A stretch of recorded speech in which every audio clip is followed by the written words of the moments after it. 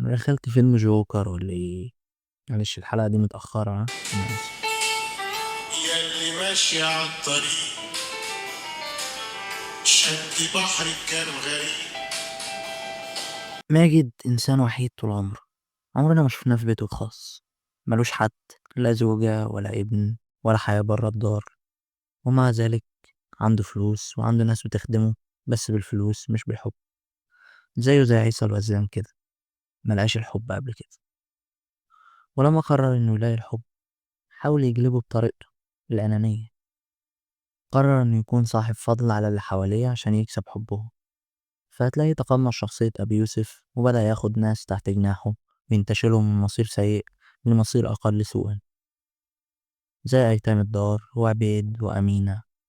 وبرضه قرر يفرض عليهم إنهم ينادوه بابا عشان يرضي شعور الأبوة اللي جواه ويشبعه بدون رغبة حقيقية من التانيين. غريزة الأبوة اللي عايزة تشبع بالعافية مش بتكتفي لحد هنا، فبياخد ابن أخوه ولعة من ورا أمه ويربيه في الدار عشان يحس إن أبوه بجد، لأن ده هيكون مشبع أكتر لأنه من دمه وقريبه. ولكن بابا ماجد بما إنه إنسان أناني هو عاوز ياخد كل حاجة بس بطريقته، وما يديش غير اللي هو عايز يديه بدون تنازلات أو تضحيات أو إن حد يخالف كلمة واحدة له. النظرية بتقول إن ماجد ما أخدش ولع من أمه عشان يورث الدار وبس، أو ده مش السبب الرئيسي. ماجد أناني وبيحب مصلحته وبيسعى للفلوس، ولكن هدفه الأساسي كان إنه يبقى حواليه أبناء مخلصين بالعافية، والفلوس كانت هدف ثانوي.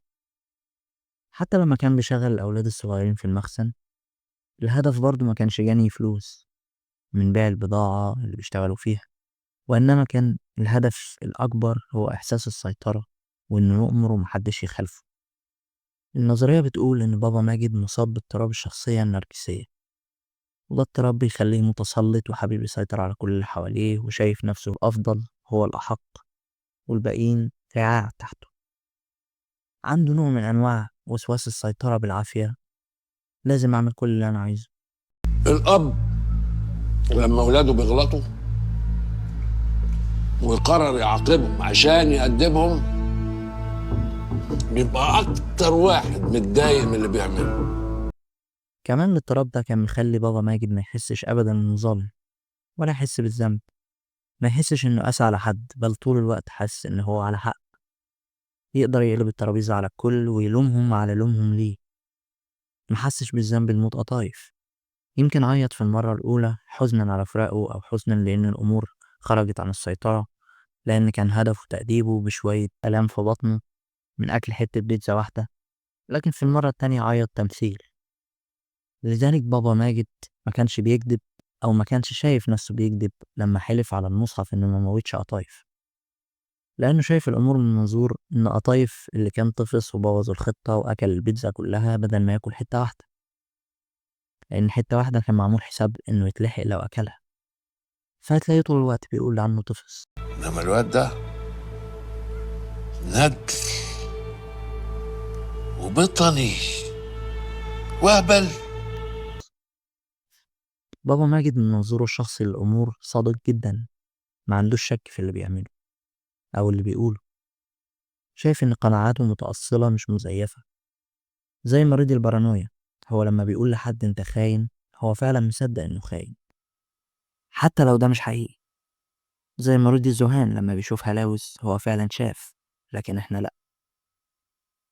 فهو من منظور شخص نرجسي، هو لما حب ولاد الشمس هو حبهم فعلا بجد، ما كانش بيكذب، بس حبهم بطريقته هو، لأن النرجسي لما بيحب حب معطوب ومشوه، حب لو اتقاطع مع أتفه مصلحة شخصية ليه بيتقلب لانتقام وكره.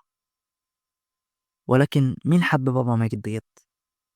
مفيش غير واحد بس، وهو عبيد، اللي عنده متلازمة ستوكهولم اللي هي التعلق بالخاطف أو السجان، اللي اتكلم عنها خالد نبيل في الفيديو بتاعه.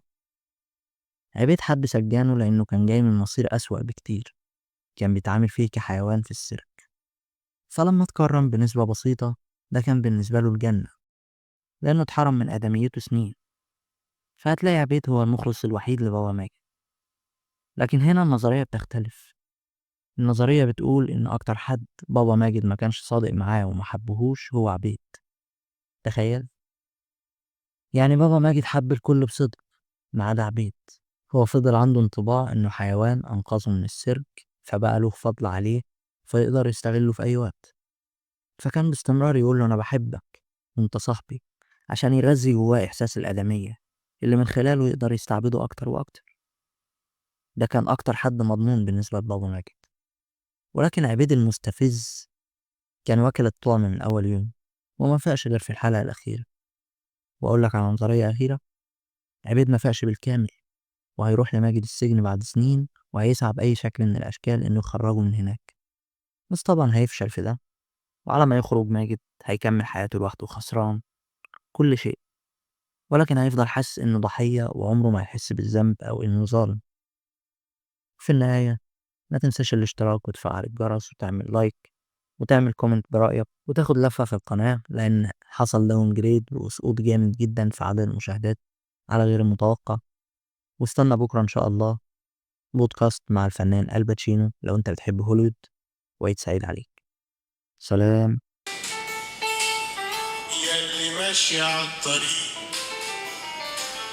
شد بحر كان غريب.